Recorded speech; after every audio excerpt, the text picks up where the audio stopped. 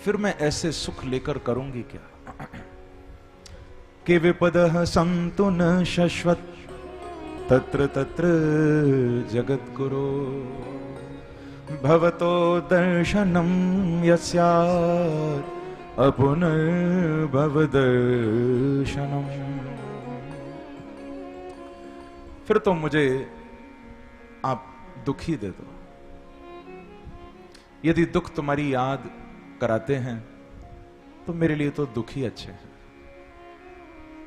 ध्यान रखना बंधुओं, भागवत का ये जो कुंती प्रसंग है, ये हमको यही शिक्षा देता है कि सुख में फूलो मत और दुख में ठाकुर जी को भूलो मत। यदि सुख में अभिमानी हो जाओगे, सुख आता है तो लोग समझते हैं मेरे सामने तो कोई है ही नहीं,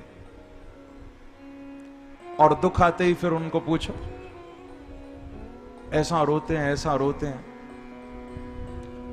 मनो कोई संभालने वाला नहीं। सुख आए तो कभी अभिमान नहीं करना।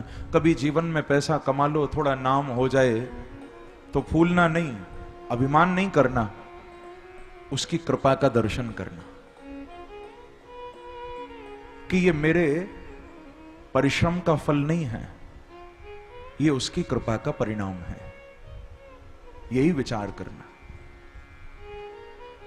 फूलो मत सुख में, और दुख में बांके बिहारी को भूलो मत।